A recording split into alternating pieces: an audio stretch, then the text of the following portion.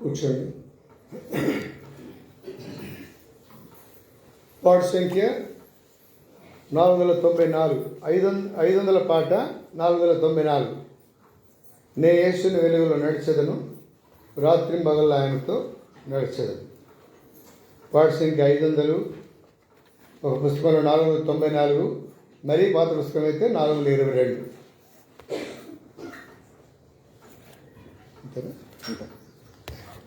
494 పాట.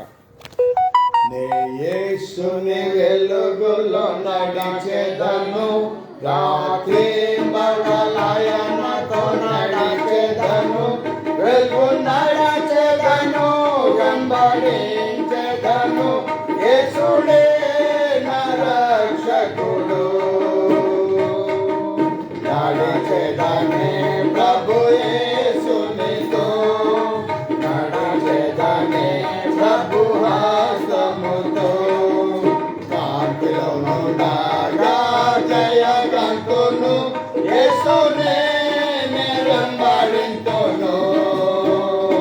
నే యేసుని వెలుగులో నడిచెదను, గాఢమగు చీకటిలో భయపడను, ఆత్మతో పాడుచు సాగిపోవుదును, యేసుడే నా ప్రియుడు. నడిచెదనే ప్రభు యేసునితో, నడిచెదనే ప్రభు హస్తముతో, కాంతిలో నుండగా జయగంతును, యేసునే వెంబడింతును. నే యేసుని వెలుగులో నడిచెదను, వెలుగులో ప్రభు స్వరముని వినుచుందును, సర్వమిచ్చెదను, చింతను నెదను, యేసుడే ప్రేమమయుడు.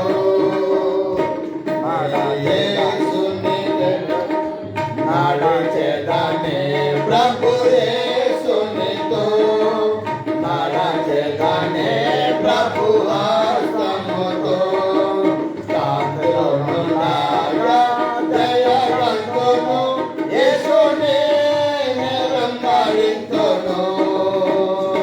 నే యేసుని వెలుగులో నడిచెదను, దీన సహాయమునే పొందెదను, సుఖ దుఃఖమైన మరణమైన, యేసుడే నా యంట నుండును. నడిచెదనే ప్రభు యేసునితో, నడిచెదనే ప్రభు హస్తముతో, కాంతిలో నుండగా జయగంతును, యేసునే వెంబడింతును. నే యేసుని వెలుగులో నడిచెదను, నా దృష్టిని ప్రభుపై నుంచెదను, శిల్వ ధ్వజమును బట్టి వెళ్ళెదను, యేసుడే నా జెండ నుండును. నడిచెదనే ప్రభు యేసునితో, నడిచెదనే ప్రభు హస్తముతో, కాంతిలో నుండగా జయగంతును, యేసునే వెంబడింతును.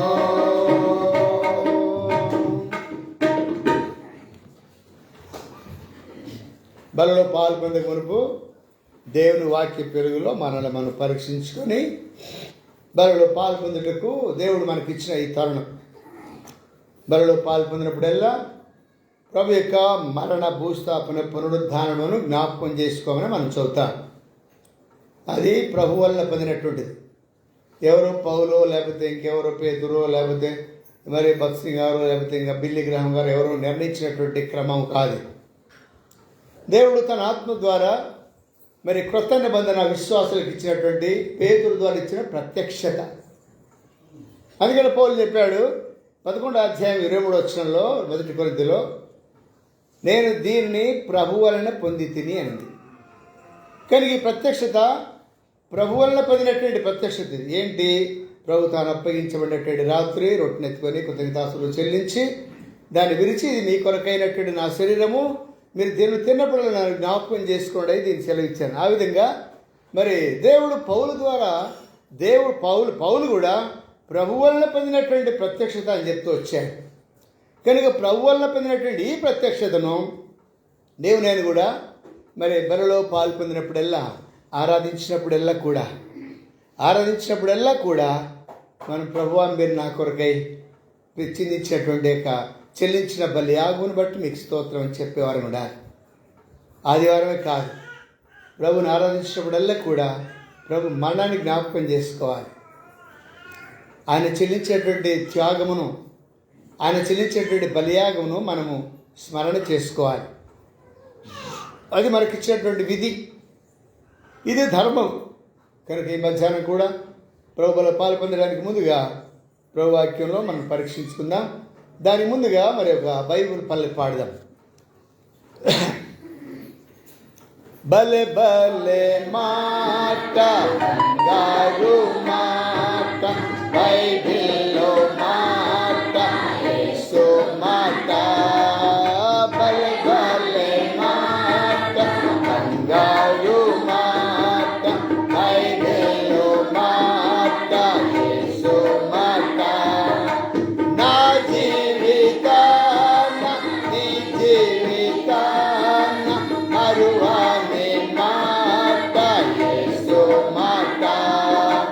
నా జీవితాన నీ జీవితాన మరువని మాట, యేసు మాట. బలే బలే మాట బంగారు మాట, బైబిల్లో మాట, యేసు మాట. బలే బలే మాట బంగారు మాట, బైబిల్లో మాట, యేసు మాట. మన కొరకు రాయించినటువంటి ప్రేమ లేఖ. ఈ ప్రేమ లేఖను మనము మరి అనుదినము పఠించవలసిన వారు ఉండాలి. మన జీవితానికి అవసరమైనటువంటిది. ప్రభు నెరిగినటువంటి నీకు నాకు మరి అవసరమైనటువంటి మాట. ఆ మాటలను ప్రతిదినం వెతకాలి. మనం ఆయనను ప్రతిదినం వెతకాలి. మరియ ఎప్పుడు వెతికింది ప్రభువును? అయ్యా చనిపోయినప్పుడా? సమాధి దగ్గరనా?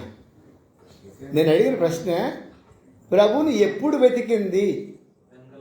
అది పెందలకడనే వెతికింది. అంటే లేవగానే ప్రభువును వెతికేది మనం అలవాటు చేసుకోవాలి. పెందలకడ ప్రభువును వెతకాలి. పెందలకడనే ప్రభువును వెతకూడగా న్యూస్ పేపరు, కాఫీ, టీలు, ఇక కొంతమంది ఇంకేమేమి వెతుకుతుంటారులేండి.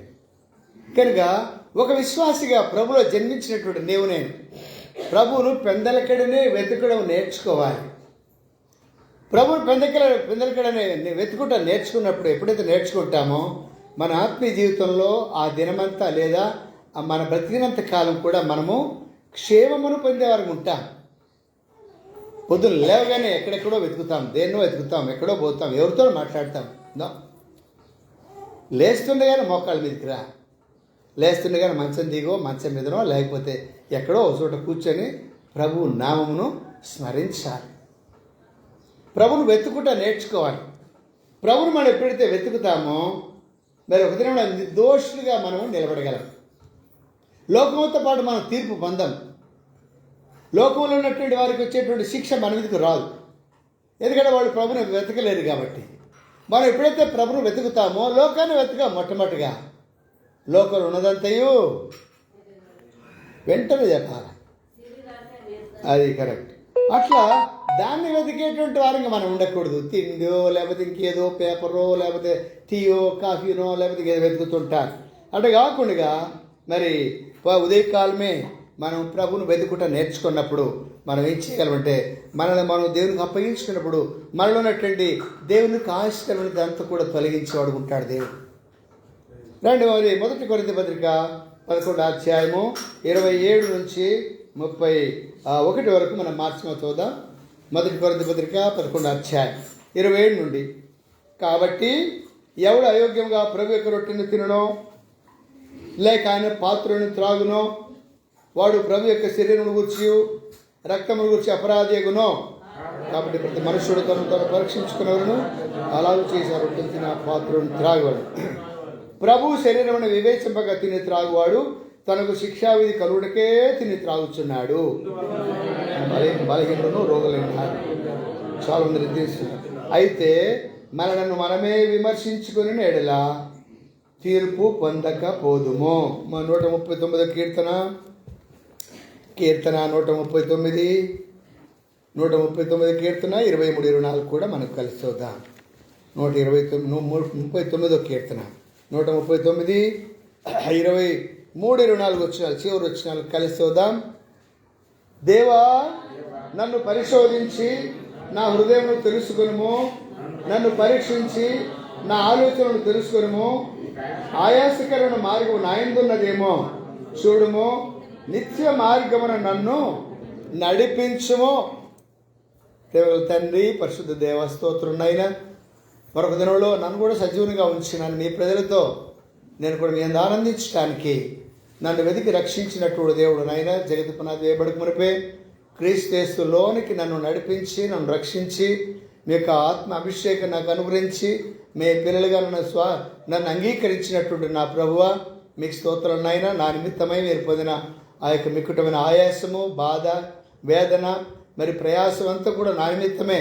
నేను పొందకుండా నా స్థానంలో మీరు పొందినను మరి క్షమించి రక్షించినటువంటి నా ప్రభువ నాలో ఉన్నటువంటి పెద్ద మాయిల మాస్టర్ డాగ్ను కూడా కడిగి పవిత్రపరిచి నన్ను పరిమళ వాసనగా నా బ్రతుకు, నా మాటలు, నా క్రియలు, నా తలంపులు, నా నడక, నా ప్రవర్తన పరిమళ వాసనగా ఉండాలని ఈ దుష్టలోకంలో, దుర్గంధంతో ఉన్నటువంటి లోకంలో, పనికిమాలినటువంటి లోకంలో, వ్యర్థమైనటువంటి లోకంలో నన్ను మరి పరిమళ వాసనగా నన్ను కూడా ఉంచినందుకై మిమ్మల్ని శుద్ధిస్తూ ఆరాధిస్తున్నాయినా దాని కొరకై మీరు చెల్లించినటువంటి బలియాగును బట్టి మీకు స్తోత్రాలు.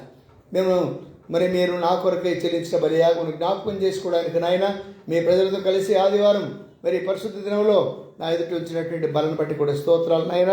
మరి అయోగ్యమైన విధానంలో మిమ్మల్ని జ్ఞాపకం చేసుకోవడానికి ఆ బలలో పాల్పొందడానికి నాకు కూడా అనుగ్రహించిన కృపకై స్తోత్రాలు చెల్లిస్తూ ఆరాధిస్తున్నాను.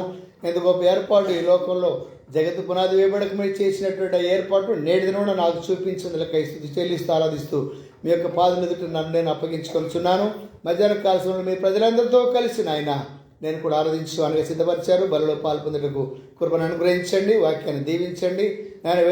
నేను వెతుకుట ద్వారా పెద్దల కన్నా మేము వెతుకుట ద్వారా మీతో నడుచుట ద్వారా మాకు కలిగే ఆశీర్వాదాలు ఎన్నెన్నో ఉన్నాయి ప్రభువా. ఎన్నెన్నో మేలు దాచి ఉంచారు. మీతో నడిస్తేనే, మిమ్మల్ని వెతికితేనే వెతుకుడు దొరుకుడు అన్నారు. ఏం వెతుకుతున్నామో ఈ లోకంలో మిమ్మల్ని వెతికితే మాకు ఆశీర్వాదం. అట్టి ఆశీర్వాదములు మిమ్మల్ని వెతుకుడు ద్వారా మాకు అనుగ్రహించమని యేసు ప్రభువు నామమున ప్రార్థించి స్తుతించి వేడుకొంటున్నాం తండ్రి, ఆమేన్. వీడారు ఉదయకాలము మరి ప్రభువును వెతకవలసిన వారు ఉన్నాం. మనం ప్రభువును వెతికితే ప్రభు మనకు తను తాను ప్రత్యక్షపరుచుకుంటాడు అనే విషయాన్ని మనం చూస్తాం. వీడారా మరి లోకంలో ఏమేమి వెతుకుతున్నామో ఒక పాట కూడా ఉంది. 1986-87 ఆ ప్రాంతంలో మోడో కార్డు మీద నీవు దేనిని వెతుకుతున్నావు ఈ పాప లోకంలో అనే పాట ఉంటుంది. ఈ పుస్తకంలో లాస్ట్లో ఉంటుంది. మరి ఎంతమందికి వస్తుందో తెలియదు కానీ నీవు దేనిని వెతుకుతున్నావు, దేనిని వెతుకుతున్నావు ఈ పాపలోకంలో. వీడారా మనం ఈ పాపలోకంలో, దుష్టలోకంలో దేన్ని వెతుకుతూ ఉన్నామో, దేన్ని వెతికితే మనకు ఉపయోగమో, దేన్ని వెతికితే మనకు నష్టమో మనం వెతికినట్లయితే బిడారా దానివలన మరి మనం ఆశీర్వదించబడతాము. తద్వారా ప్రభు యొక్క ఎదుట మనము నిర్దోషులుగా, నిరపరాధులుగా, పరిశుద్ధులుగా నిలబడేదానికి దేవుడు మనకు కృపను అందరి జీవితంలో అనుగ్రహించేటువంటి వాడిగా ఉన్నాడు. కనుక మనం చదువుకున్నాము దావీదు యొక్క జీవితంలో ప్రభువును వెతుకడం నేర్చుకున్నాడు పెద్దలకడనే. కనుకనే మరి నేను నీకు ఆయుష్కరమైనటువంటి మార్గము నా యందు ఉన్నదేమో ప్రభువా నన్ను పరిశీలించు, నన్ను పరీక్షించు, నా నుండి తొలగించు, నాలో ఉన్నటువంటి ఆయుష్కరమైనటువంటి దాన్ని తొలగించు. మిమ్మల్ని ఎక్కడ వెతకలేకపోయినానో, ఏ క్షణంలో వెతకలేకపోయినానో విడారా. మరి దావీదు అనుదినము పరీక్ష మరి క్లాస్ మరి స్కూళ్ళల్లో వీక్లీ టెస్టులు పెడతారు, మంత్లీ టెస్టులు పెడతారు, క్వార్టర్లీ పెడతారు, హాఫ్ ఇయర్లీ పెడతారు, ఫైనల్ పెడతారు. కారణం ఏంటంటే వాడు ఎంతవరకు సరి చేయబడుతున్నాడు, చెప్పినటువంటి విద్య ఎంతవరకు వాడికి అబ్బుతూ ఉంది, నేర్చుకుంటున్నాడా లేదా అని పరీక్షించేవాడికి ఉంటున్నాడు. విశ్వాస జీవితంలో రక్షణ పొందిన దినం నుండి ఏమి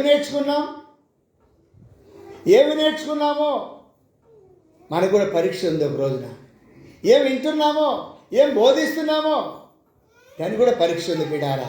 ఆ పరీక్షలో మనం నెగ్గాలి. ఆ పరీక్షలో నెగ్గాలంటే మనం దేన్ని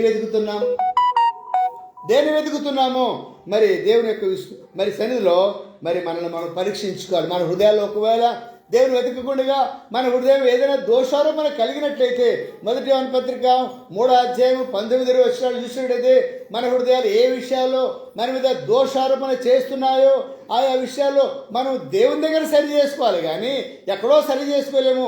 వాక్యం దగ్గరికి వస్తే, మందిరానికి వస్తే, వాక్యం వింటే, ప్రార్థనకు వస్తే, బైబిల్ పట్టణంకి వస్తే ఏ విషయాలు మన మీద మరి లోకం నేరారోపణ చేస్తుందో, బంధువులు నేరారోపణ చేస్తున్నారో, సాతానుడు నేరారోపణ చేస్తున్నాడో, లేదా మన శరీరమే మన మీద నేరారోపణ చేయబడుతుందో ఆయా విషయాల్లో ఆయన సన్నిధిలో మనము సమ్మతిపరుచుకునేటువంటి వారు ఉండాలి. ప్రభుతో సమ్మతిపరచుకోవాలి. ప్రభు నిజమే, నా శరీరమే నాకు ఒక పెద్ద దయ్యం కనుక నాకు లోపరుచుకునేటట్లు నాకు సహాయం చేయి. నిన్ను వెతికేటట్లు నా శరీరం నాకు సహకరించేటట్టు. కనుక మొట్టమొదటి శత్రువు ఎవరు మన జీవితంలో, ఈ లోకంలో? అమ్మా రైట్, మన శరీరమే ఒక శత్రువు. మన శరీరం సహకరిస్తే మనం అన్ని విషయాల్లో దేవుని వెతుకుతాం, మన పరిశుద్ధతను కాపాడుకుంటాం, మన విశ్వాసాన్ని కాపాడుకుంటాం, ప్రభు ఎదుట నిలబడడానికి మనం వెలుగులో నడిచేటువంటి వారు ఉంటాం. వీళ్ళారా, దేవుని ఎదుట మనల్ని మనం సమ్మతిపరచుకోవాలి. చూడండి, మొదటి దినవృత్తాంతములు 16వ అధ్యాయంలో, మొదటి దినవృత్తాంతములు 16వ అధ్యాయం 11వ వచనానికి రండి. మొదటి దినవృత్తాంతములు 16వ అధ్యాయం 11వ వచనంలో రాయబడిన మాట, ఇంకా తీయలేదా మీరు? ఎవరిని ఆశ్రయించాలంట? యెహోవాను ఆశ్రయించుడి, ఆయన బలమును ఆశ్రయించుడి, ఆయన సన్నిధిని నిత్యము వెదకుడి. విడారా, మరి ఆయన వెతికితే మనకేం ప్రయోజనం? ఏమైనా గుడికి వస్తే మాకేం లాభం? ఏమైనా గొర్రెలు ఇస్తారా, లేదా లోన్లు ఇస్తారా, ఇల్లు కట్టిస్తారా, ఏమైనా ఇంకేమైనా మాకేమైనా సాయం చేస్తారా? ఏమండి, మరి ఆయన బలాన్ని వెతకమంటున్నాడు, ఆయన వెతకమంటున్నాడు. ఆయన వెతికితే మనకేం మనకేం ఆదాయం, మనకేం మేలండి?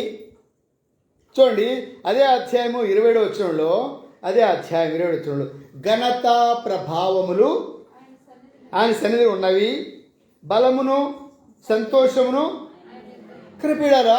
ఆయన వెతికినట్లయితే ఆయన బలము, ఆయన సంతోషము మనకి ఇచ్చేదానికి ఇష్టపడుతున్నాడు. పీడారా, మరి ఆయనను వెతుకుతున్నామా? ఆయన బలాన్ని వెతుకుతున్నామా? ఆయన సన్నిధిని వెతికినట్లయితే నిజమైనటువంటి సంతోషము మనకు అనుగ్రహించడానికి ఇష్టపడుతున్నాడు. కనుకనే మరి ఎట్లా వెతకాలి?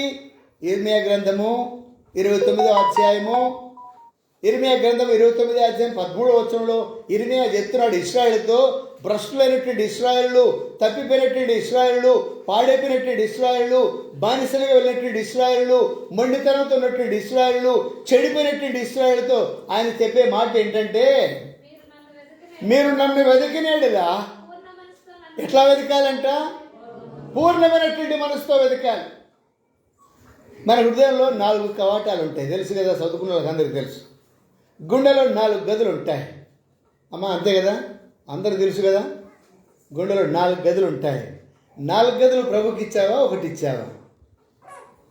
అమ్మా, 4 గదుల్లో ప్రభు ఉన్నాడా, లేదా 2 నీకు 2 ఆయనకా? ఏమండి, 4 ఇచ్చావా? మంచిది. వీడారా, అదే పూర్ణమైనటువంటి మనసు అంటే. ఎక్కడో కొంచెం చేదనటువంటి వేరు, లేదా ఎక్కడో కొంచెం పులిసినటువంటిది మన జీవితాలు ఉన్నట్టయితే వీడారా ఆయన బలమును వెతకలేము, ఆయన ఇచ్చేటువంటి సంతోషాన్ని మనం పొందలేము. కనుకనే మరి అంటున్నాడు చూడండి, ఇర్మియా గ్రంథం 3వ అధ్యాయము 23వ వచనంలో ఒక మాట ఉంది. ఇర్మియా గ్రంథం 3వ అధ్యాయం 23వ వచనంలో వారు పూర్ణమైనటువంటి మనసుతో వెతకకుండా ఏం చేస్తున్నారు? వాళ్ళ గురించి ఏమంటున్నాడు ఇర్మియా? భ్రష్టులైన బిడ్డలారా. లేదా మీ బైబిల్లో ఏమో లేదా? లేదా? సారీ 22 వచ్చిన చదవండి. భ్రష్టులైన బిడ్డలారా తిరిగి రండి. కనుక మీరు వెతికేది పూర్ణ మనసుతో వెతకకుండా భ్రష్టత్వంలోకి వెళ్ళిపోతున్నారు. పూర్ణమైనటువంటి పట్టుదల లేదు, పూర్ణమైనటువంటి మనసు లేదు, పూర్ణమైనటువంటి మనసుతో ఆరాధించేది లేదు, మందిరానికి పూర్ణమైన మనసులో వచ్చేది లేదు. ఎవరో రమ్మంటూ వస్తున్నావేమో, బలవంతంగా వస్తున్నావేమో. పూర్ణమైనటువంటి మనసుతో నీవు ఆయనను వెతికినట్లయితే నన్ను కనుగొందువు. అక్కడ రాయబడింది ఇర్మియా గ్రంథం 29వ అధ్యాయం 13లో, పూర్ణమైన మనసుతో నన్ను వెతికినట్లయితే నన్ను కనుగొంటా. పిడారా, మనం పూర్ణమైనటువంటి పట్టుదలతో పూర్ణమైనటువంటి మనసుతో వెతకుండా భ్రష్టులమైపోయినటువంటి స్థితి ఉన్నది. భ్రష్టులైన బిడ్డలారా నా దగ్గరకు రండి, మీ అవిశ్వాసం నేను బాగు చేస్తాను.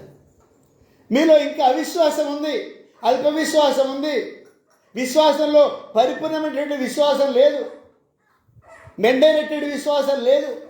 వీడారా భ్రష్టత్వంతో ఉన్నటువంటి జీవితాన్ని కలిగి నన్ను వెతుకుతున్నారు కానీ ఏదో అరకొరగా వెతుకుతున్నారు. ఇశ్రాయేలు అట్లా వెతికి అసలు నన్ను పట్టించుకోవడమే లేదంటున్నాడు ప్రభు. నన్ను పట్టించుకోవడం లేదు మీరు. నేను ఇంతగా మీకు ఇన్ని వసతులు కలిగిస్తే, ఇన్ని ఆశీర్వాదాలు మీకు ఇస్తే, ఇంత ధర్మశాస్త్రం ఇచ్చాను, మీరు కోరినటువంటి రేవుకు నడిపించాను, మీకు కావాల్సినటువంటిదంతా సమృద్ధిగా దయచేశాను, పాలు తేనెలు ప్రవహించేటువంటి దేశంలో మిమ్మల్ని నాటినాను. అక్కడ తీసుకొచ్చి నాటిస్తే నన్ను వెతకడం మానేశారు మీరు. నన్ను మర్చిపోయినారు మీరు. నాకు వీపు చూపిస్తున్నారు మీరు. మీరు ఇష్టానుసారంగా విగ్రహాలను వెతుకుతున్నారు. ప్రతి పచ్చని చెట్టు కింద మీరు వ్యభిచారం చేస్తున్నారు బొమ్మలతో. మీరు నన్ను వెతకడంలే. వీడారా నేరం మోపబడేటువంటి స్థితి వాళ్ళలో ఉన్నది.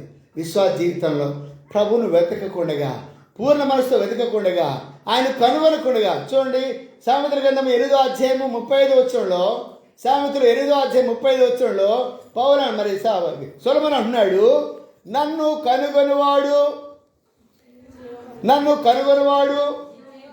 ఏం కనుగొంటాడంట? జీవమును కనుగొనను. నన్ను కనుగొనివాడు జీవుని కనుగొన్నాడు. ఆయన వెతకకపోతే జీవం కాదు, మరణమే. ఆయన వెతకకపోతే నువ్వు యేసుక్రీస్తుని ఇంకా మృతుల్లో వెతుకుతున్నావు. అంటే కొన్ని ఇళ్లలో చూడండి, మరి మీ ఇళ్లలో కూడా ఉన్నాయేమో, యేసుప్రభు ఫోటోకి దండలేసి ఊదిబత్తీలు ముట్టిస్తుంటారు. ఏమండి చూశారు? ఎక్కడున్నా చూడలేదా? మీ ఇళ్లలో లేవు, చూశారా? దండలు వేసి ఊదిబత్తీలు పెట్టి క్రొవ్వొత్తులు వెలిగించి. అంటే ఇప్పుడు ఉదాహరణకి మన ఇంట్లో ఎవరైనా చనిపోయినారు అనుకోండి, వాళ్ళ దగ్గర ఊదిబత్తీలు పెడతామా? సర్లే మీరు పెట్టకపోతే పర్లేదులే, పెడతారా లేదా? పెడతాం. క్యాండిల్ ముట్టిస్తావా? స్ప్రే వేస్తావా? ఎందుకు? వాడు చచ్చాడు, వాసన వస్తుంది కాబట్టి, చచ్చినోడు కాబట్టి అవన్నీ చేస్తాం. వాడి దుర్గంధం మనకు వద్దని. అంతవరకేమో మనం ప్రేమించినోడే. అయితే చావగానే వాడి దగ్గర ఊదిబత్తీలు పెట్టేస్తాం. ఎందుకు? చచ్చాడని దానికి గుర్తు. ఇప్పుడు ఆ ఫోటోకి దండ వేసినావు అంటే అర్థం ఏంటి? చచ్చినాడని కదా. చచ్చాడు. ఇక చచ్చినోడు మాట్లాడతాడా? మాట్లాడు. ఇప్పుడు మృతులలో వెతుకుతున్నారు ఇంకా యేసుప్రభుని. అవునా కదా? అంటే యేసుప్రభుని ఇంకా ఎట్లా చూస్తున్నారు వాళ్ళంటే, నువ్వు సచ్చినోడివి, ఇంకా సమాధిలో ఉన్నావు, నీకు ఇంకా ధూపం వేస్తున్నాను అన్నట్లుగానే ఉంది ఈ దినాల్లో. దేవతలకు దేవుళ్లకు ఊదిబత్తీలు ముట్టించి బొట్లు పెట్టి, మీ ఇంట్లో మీ తల్లిదండ్రుల ఫోటోలు బతికే ఉంటారు, వాళ్ళ దాళ్ళకు బొట్లు పెట్టండి, వాళ్ళ దాళ్ళకు దండలు వేయండి. ఎందుకు?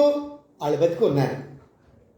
మరి నువ్వు దండలేసి బొట్లు పెడుతున్నావు, ఊదిబత్తీలు ముట్టిస్తున్నావు అంటే అర్థం ఏంటి? చచ్చాడని. అంటే యేసుప్రభు చచ్చాడా? చచ్చి బతికాడా? మరి ఎందుకు వేస్తావు? అంటే యేసుప్రభుని ఇంకా మృతులలోనే వెతుకుతున్నారు చాలామంది క్రైస్తవులు.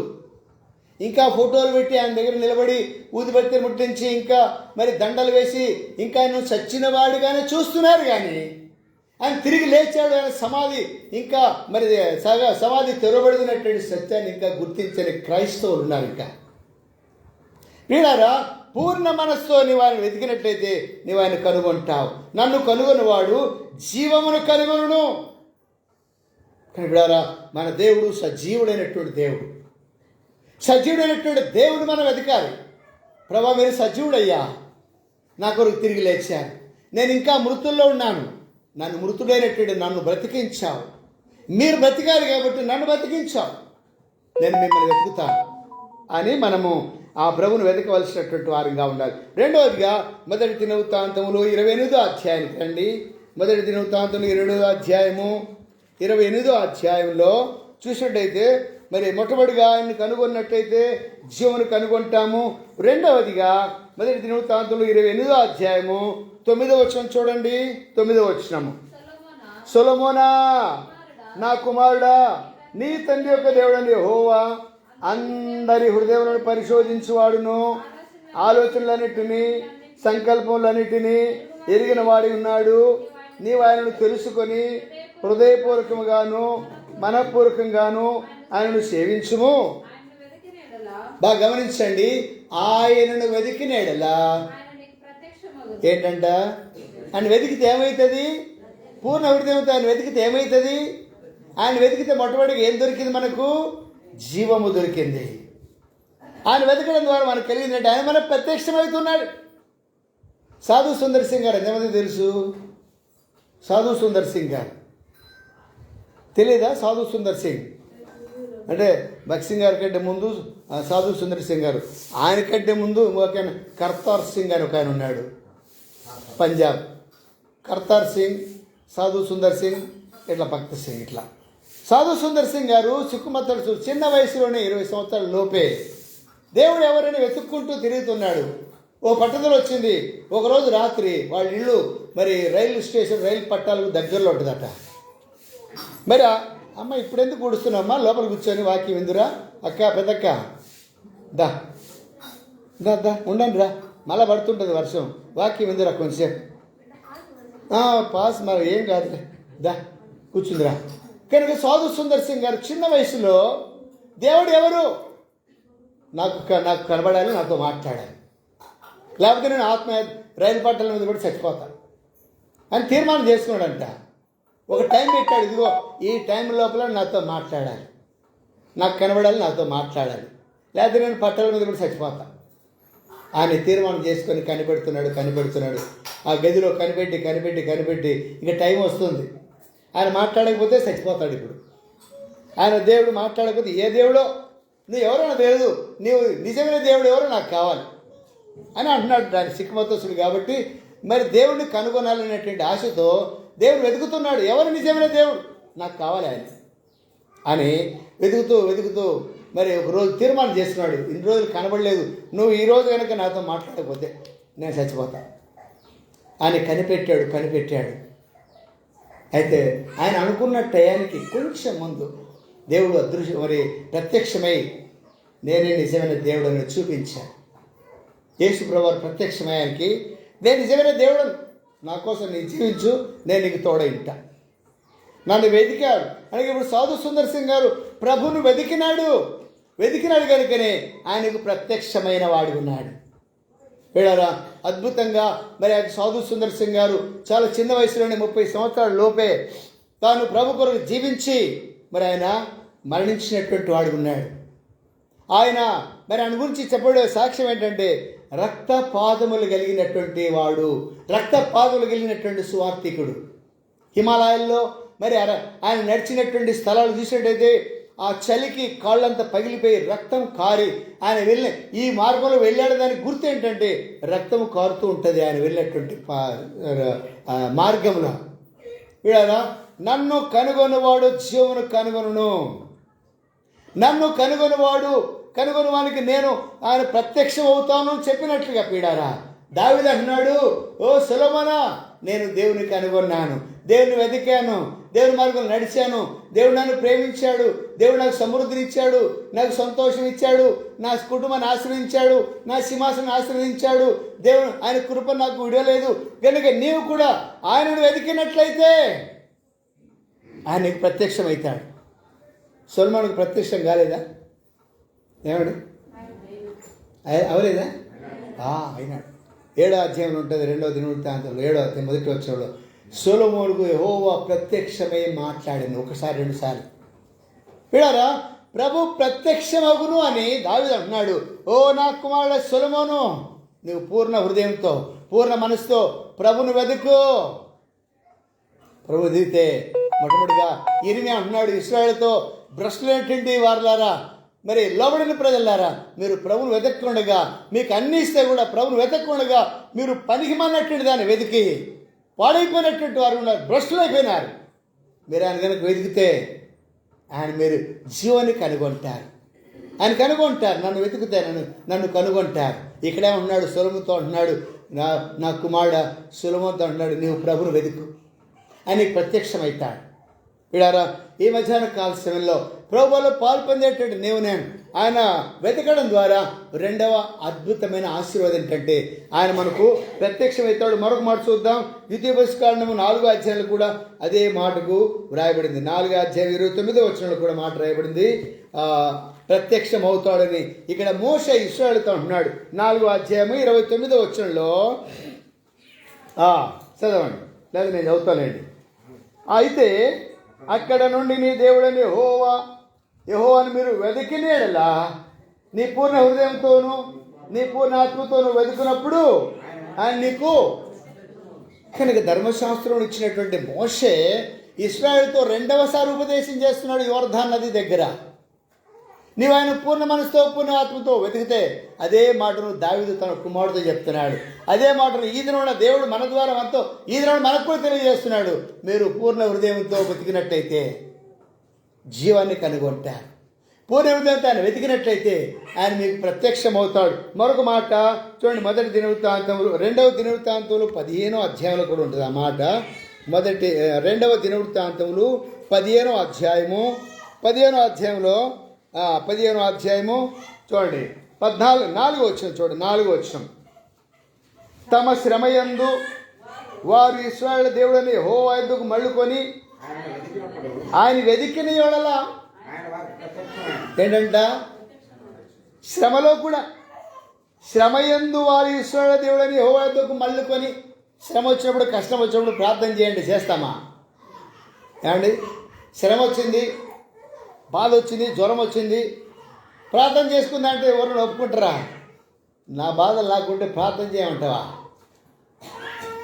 అంటమ్మా, అవునా కదా? కష్టం వచ్చినప్పుడు బాధ వచ్చినప్పుడు ప్రార్థన చేస్తామా? ఏమ్మా చేస్తావా? Very good.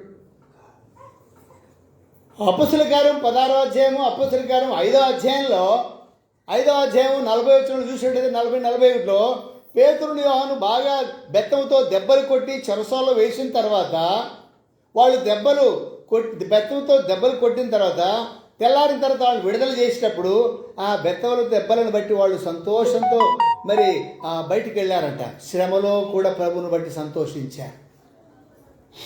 అపోస్తలుల కార్యం 10వ అధ్యాయంలో చూసినట్టయితే 27-28 వచనాల్లో పౌలు శీలను బాగా దెబ్బలు కొట్టి రక్తం కారిన తర్వాత బొండలు వేసి గొలుసులు వేసి చెరసాల్లో వేసి వాళ్ళు ఏం చేశారంట, సంతోషించి పాటలు పాడారు. అంటే శ్రమలో కూడా ప్రభువును వెతకడం నేర్చుకోవాలి.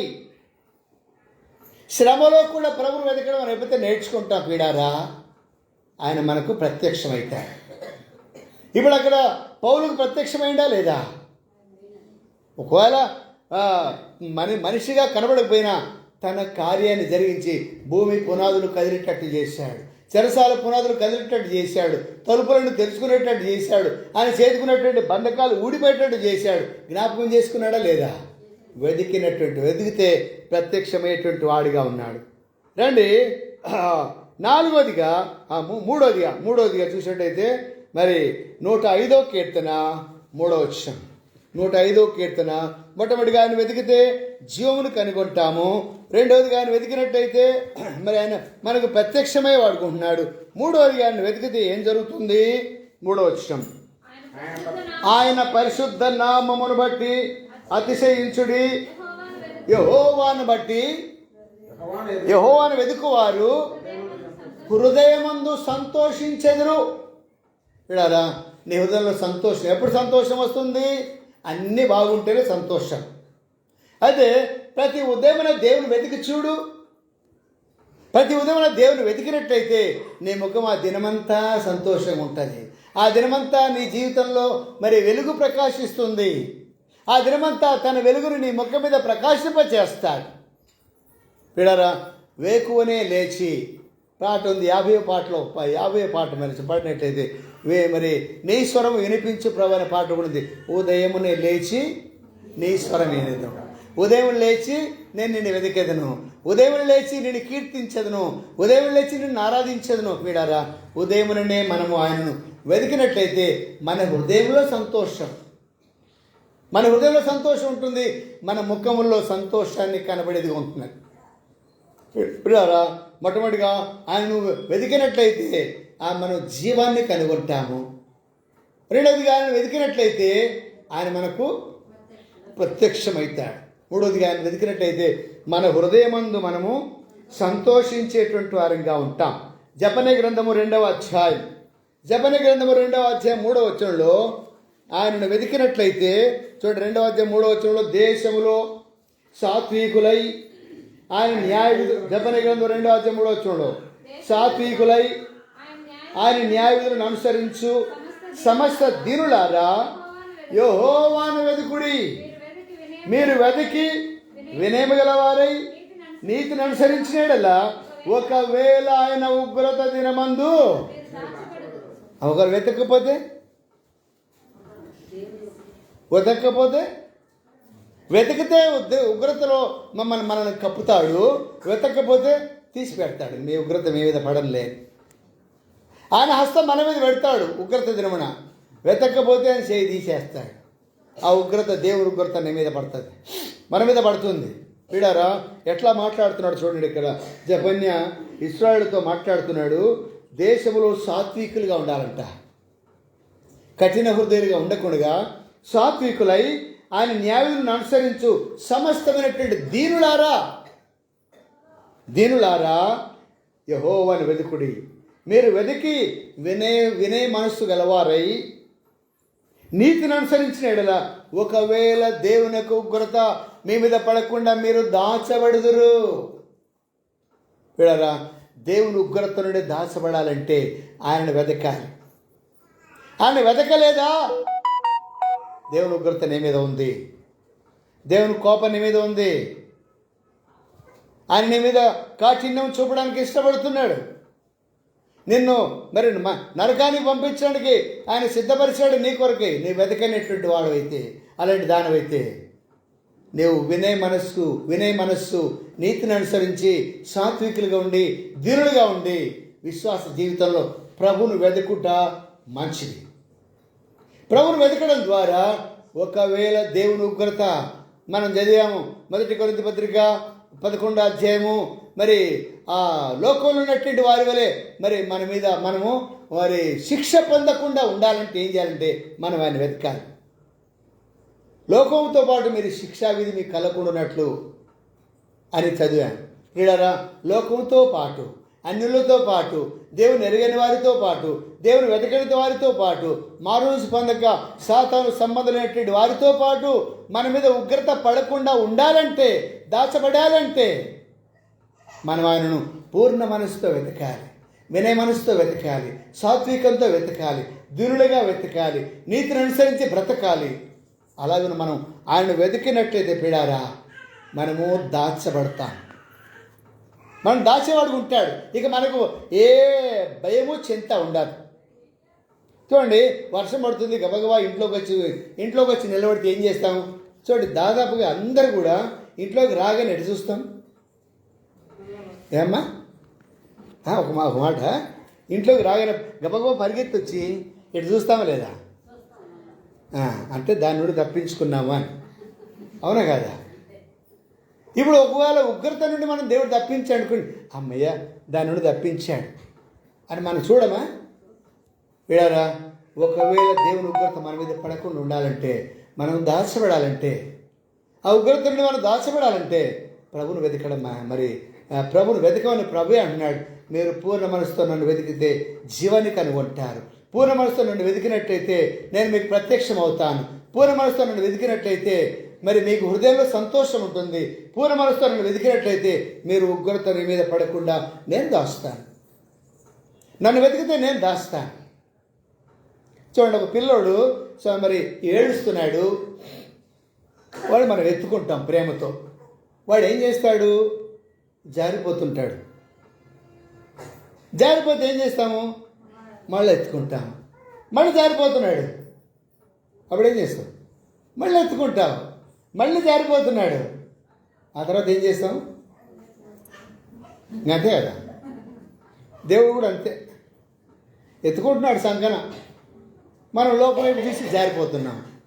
ఐతుకు కదా అపుస్తలికరుడు, ఐతుకు ఏడగుచ్చున్నాడు. ఏడగుచ్చున్నాడు? కొంతసేపు అటు కొంతసేపు ఇటు, ఒక చెవు అటు ఒక చెవు ఇటు. ఇక్కడ పౌలు చెప్పేది వింటున్నాడు, అక్కడ లోకం చెప్పేది వింటున్నాడు. ఏమైపోయినాడు? చచ్చిపోయినాడు. వీడారా, మనం ప్రభువును వెతికితే మనం దాస్తాడు. ఉగ్రతన, శిక్షణ, బాధన, కష్టమా, నేనున్నానుగా, నేను దాస్తా. వీడారా, మనం ప్రభువును వెతుకుట ద్వారా ప్రభు మనను దాస్తాడంట. ఏ కష్టం వచ్చినా ఆయన వెతికితే మన కష్టం నుండి కష్టాలు రావని చెప్పను, వస్తాయి. వాటిలో కూడా నెమ్మదిని, విశ్రాంతిని, లేదా వాటిలో మరి ఆ కష్టాల బాధలు తట్టుకోగలిగినటువంటి కృపను అనుగ్రహించేవాడు ఉంటాడు. రండి, నాలుగోది అయిపోయింది. ఐదవదిగా వీడారా, ఐదవదిగా చూసినట్టయితే 2వ దినవృత్తాంతములు 7వ అధ్యాయము 14 వచనం చదవండి. 2వ దినవృత్తాంతములు 7వ అధ్యాయం 14 వచనం. ఇది మనం చాలాసార్లు చదువుకుంటుంటాం. చదువయ్యా. ఎవరంట మనము? ఏం పేరు మన పేరు? అమ్మ పాపులమ్మా కాదు. ఏడ ఇస్రాయల్, మీ నాన్న ఇస్రాయల్డా? అన్యులం మనం. అన్యులు ఏంటంటే మనల్ని పరిశుద్ధుడు అని పేరు పెట్టాడు. యెషయా గ్రంథము 4వ అధ్యాయము 3వ వచనం ఉంటుంది. సరే, ఇప్పుడు వద్దులేదు. మన అంటే ఆయన నామం పెట్టబడినటువంటి వారు, ఆయన పిల్లలము. మొదటి యోహాను పత్రిక 3వ అధ్యాయం 1వ వచనంలో మనము దేవుని పిల్లలము. ద్వితీయోపదేశకాండం 14వ అధ్యాయం 1వ వచనంలో మీరు మీ దేవుడైన యెహోవాకు బిడ్డలు. విడారా, మనం దేవుని పిల్లలం. ఆయన పేరు మనకు పెట్టింది. వీళ్ళు దేవుని సంబంధులు, వీళ్ళు క్రైస్తవులు, వీళ్ళు విశ్వాసులు. సరే, ఇక ఇది కాదు కానీ ఆయన నామం పెట్టబడినటువంటి ఆయన ప్రజలు, నా జనులు తమను తాము తగ్గించుకొని ప్రార్థన చేసి నన్ను వెతికి తమ చెడు మార్పులు విడిచిన ఎడల ఆకాశం నుండి నేను వారి ప్రార్థనలు విని వారి పాపలు క్షమించి. చూడండి, మన దేశానికి కూడా స్వస్థత తెస్తామంట మనం. ఎప్పుడు? ఆయన వెదకి చెడు మార్గాలు విడిచిపెట్టి మనం తగ్గించుకొని ప్రార్థన చేసినప్పుడు. ప్రార్థనలో వెతకాలి మనం. దేని కొరకు? మరి చదువుకున్నటువంటి వాళ్ళు తెలుసు, చదివేటప్పుడు చిన్నప్పుడు మరి ఇప్పుడు చెప్తున్నారు లేదు స్కూళ్ళల్లో తెలియదు కానీ ప్రార్థనలో స్కూల్లో ప్రార్థన పెడతారుగా, దాన్ని ప్రార్థన అంటారులే. అప్పుడు 3 నిలబెట్టేటోళ్ళు మా దినాల్లో మేము చదువుకునేటప్పుడు 1960, 66, 67. అంటే ఇప్పుడు చేస్తున్న ఇప్పుడు చేయడం లేదు. 3 పిల్లలు నిలబెడతారు ఇక్కడ మాకు పిల్లల్ని. ఎవళ్ళు? ఒకడు హిందూ, ముస్లిం, క్రిస్టియన్. 3 నిలబెడతారు. 3 నిలబెట్టేటప్పుడు ఈయనేం చెప్తాడు? హిందువులు ఏం చెప్తాడు? అలా శ్లోకం ఉంది ఒకటి, అది మనకి ఇప్పుడు వద్దులే. ఆ శ్లోకం ఆయన చెప్తాడు. తర్వాత ముస్లిం అబ్బాయి ఏం చెప్తాడు? ఇప్పుడు చెప్తుంటారు కదా మసీదులలో, అది చెప్తాడు ఆయన. తర్వాత ఏం చెప్తాడు ఆయన? పరలోక ప్రార్థన చెప్తాడు. అది ఇప్పుడుందా? లేదు, ఇప్పుడు లేదు. అంత స్వార్థం అయిపోయింది. నేను చెప్పేది 1960 పెద్దవాళ్ళకి తెలిసేమో చదువుకున్న వాళ్ళకి. 67 ఆ ప్రాంతంలో స్కూల్లో 3 నిలబెట్టి అవన్నీ అయిన తర్వాత మళ్ళీ ఒకటి చెప్తారు, ప్రతిజ్ఞ. తెలుసు కదా, భారతదేశం నా మాతృభూమి, భారతీయులందరూ ఆడండి. నీ సహోదరులు అయితే ఎందుకు ఇట్లాంటి కొట్లాట్లు వస్తాయి? ఇంతమంది చంపుకోవడం ఎందుకు వస్తుంది? ఉట్టిదే. అవన్నీ పుస్తకాల్లోనే ఉంటాయి. ఆచరణకు వచ్చేటప్పటికల్లా నువ్వు నేను వేరే, నా కులము నా మతం, నా కులం నా మతం, నీ కులం నీ మతం, నీది నీదే నాది నాదే. వీడారా ఇక్కడ దేశం కొరకు నువ్వు దేశం కొరకు నువ్వు ప్రయాసపడుతున్నావా? భారతదేశము నా దేశము, అందరు మరి అందరు నా స్నేహితులు, నా అక్కజల్లు, అన్నదమ్ములను ఉట్టి మాట పలికేటువంటిది కాదు ఇక్కడ. వీడారా ఒక విశ్వాసిగా నీ దేశం నిన్ను బట్టి దేశం బాగుపడాలంటే నీ దేవుని వెతికి నీ దేశం కొరకు ప్రార్థన చేయాలి. చూడండి 2 సమూయేలు గ్రంథము చివరి అధ్యాయం చివరి వచ్చింది కదా. 2 సమూయేలు గ్రంథము చివరి అధ్యాయం చివరి వచ్చినాం. త్వరగా ఈ పడి చదివేసేయాలి. అంత స్పీడ్గా చదువుతూ లేరు ఇక్కడ. 2 సమూయేలు గ్రంథము చివరి అధ్యాయం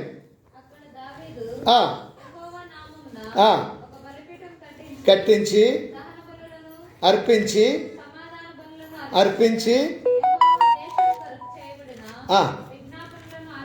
ఇక్కడ దావీదు దేశము కొరకు బలులు అర్పించాడు. దహన బలులు, సమాధానాలు అర్పించి ఎవరి కొరకు ప్రార్థన చేశాడు? 12 గోత్రాలు మా పిల్లలు మాత్రం బాగుండాలి స్వామి, మా పిల్లలు నా భార్యలు మాత్రం బాగుండాలి స్వామి, మాకేం జబ్బులొద్దు స్వామి అని చేశాడా? దేశం కొరకు చేశాడు. నీవు జీవిస్తున్నటువంటి నీ దేశం కొరకు ప్రార్థన చేయాలి. నిన్ను పరిపాలించే పరిపాలకుల కొరకు ప్రార్థించేవాడు దుష్టుడో దుర్మార్గుడో ఎవడండి కానీ నీ దేశం కొరకు, నీ పరిపాలకుల కొరకు, నీ గ్రామాధికారి కొరకు, నీ జిల్లాధికారి కొరకు, నీ రాష్ట్ర అధికారి కొరకు, నీ దేశం అధికారి కొరకు నువ్వు ప్రార్థించాలి. అప్పుడు నీ దేశం క్షేమంగా ఉంటుంది. ఇక్కడ అదే చెప్తున్నాడు, నీ దేశాన్ని కూడా స్వస్థపరుస్తా ప్రభువా, ఈ దేశాన్ని స్వస్థపరిచేయ అని మనం ప్రార్థించేటువంటి వారంగా ఉండాలి. ఈడారు మధ్యాహ్న కాల సమయంలో నీవు దేవుని వెతుకుతున్నావంటే నీ స్వార్థం ఉండకూడదు. నీ దేశం కొరకు కూడా ప్రార్థించాలి, నీ పరిపాలకుల కొరకు ప్రార్థించాలి. ఆయన చెప్పాడు, పౌలు చెప్పాడు 1 తిమోతి పత్రిక 2వ అధ్యాయంలో ఏం రాబడింది? సంపూర్ణమైనటువంటి భక్తి మానత కలిగి సుఖముగాను నెమ్మదిగాను బ్రతుకు నిమిత్తము రాజుల కొరకు, అధికారుల కొరకు, మనుషులందరి కొరకు విజ్ఞాపన ప్రార్థనలు కృతజ్ఞతలు చెల్లించమని దేవుడు ఆజ్ఞాపిస్తున్నాడు, హెచ్చరిక చేస్తున్నాడు. ఏమైనా ఉట్టిటి మాటలు కాదు ఇవన్నీ. ఎప్పుడైనా ప్రార్థన చేసావు దేశం కొరకు? నీ ప్రధాని కొరకు, నీ రాష్ట్ర కొరకు, మంత్రుల కొరకు, ఎమ్మెల్యేల కొరకు, ఎంపీల కొరకు, జడ్జి కొరకు, సుప్రీంకోర్టు, హైకోర్టు జడ్జిల కొరకు, జిల్లాధికారి కొరకు, రాష్ట్ర అధికారి కొరకు ఎప్పుడైనా ప్రార్థన చేసావా? నువ్వు దేవుని వెతకడం లేదని అర్థం. ఈ మాట చదువుకో. నువ్వు ప్రార్థన చేసేటప్పుడు నీ పాపాలు ఒప్పుకోవాలి. ముందు నీవు దేవుని వెతకాలి. అప్పుడు ఆయన నీ పాపములు క్షమించి నీ ప్రార్థన విని నీ దేశాన్ని స్వస్థపరచును. నీ దేశం బాగుండాలని కోరుకో. నిన్ను పరిపాలించేవాళ్ళు క్రూరులు కావచ్చు, దుర్మార్గులు కావచ్చు, ఇంకేమైనా కావచ్చు. నీ పని ఏంటంటే నీవు దేవుని వారి కొరకు ప్రార్థన చేయడం. ఇప్పుడు యేసు ప్రభువు చేసిన పని ఏంటి? కొరడాలతో కొట్టామని ప్రేమించలేదా? ముళ్ళ కిరీటం పెట్టామని ప్రేమించలేదా?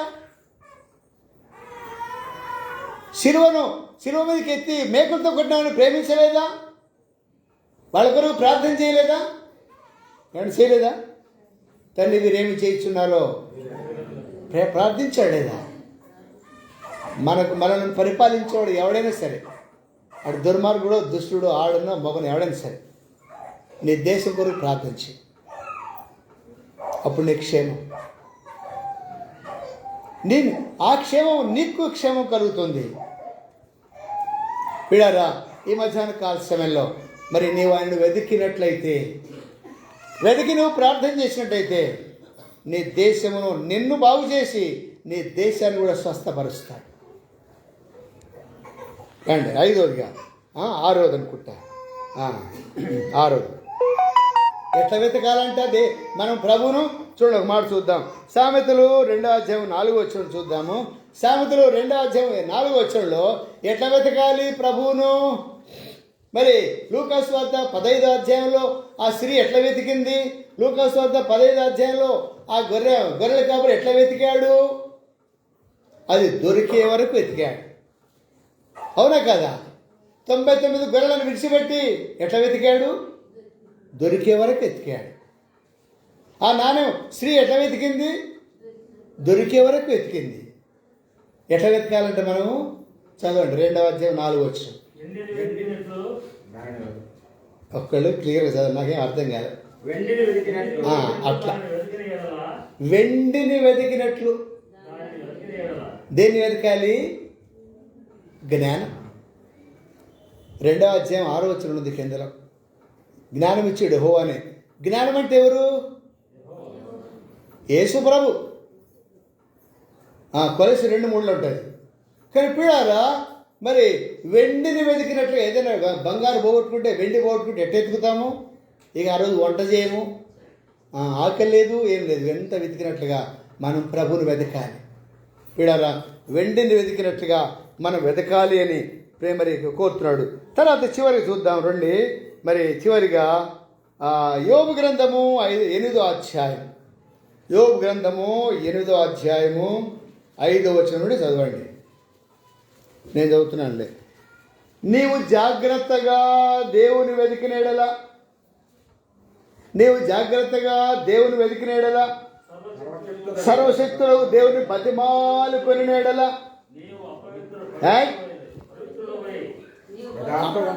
అపవిత్రుడు కాదయ్యా అన్నా, పెద్దన్నా, నీవు పవిత్రుడవై యథార్థవంతుడవై నిశ్చయముగా ఆయన నీ యందు శ్రద్ధ నిలిపి నీ నీతికి తగినట్టుగా నీ నివాస స్థలమును వర్ధిల్ల చేయును.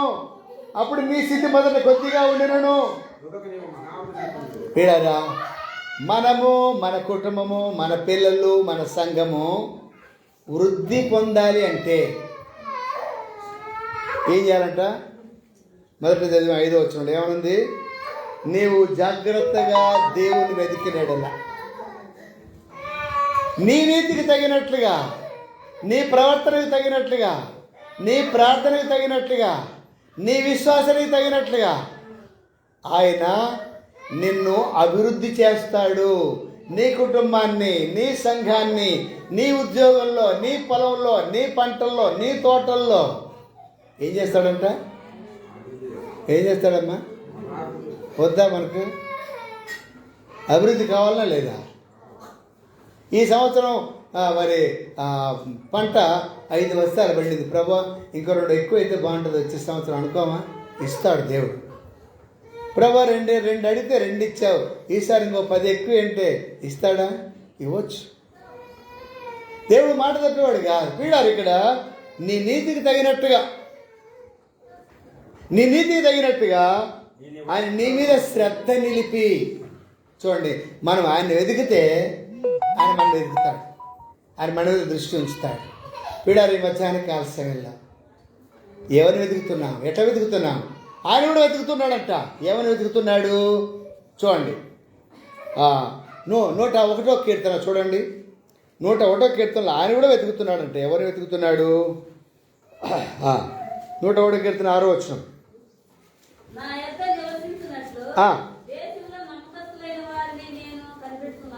వెతుకుతున్నాడట ఆయన కూడా.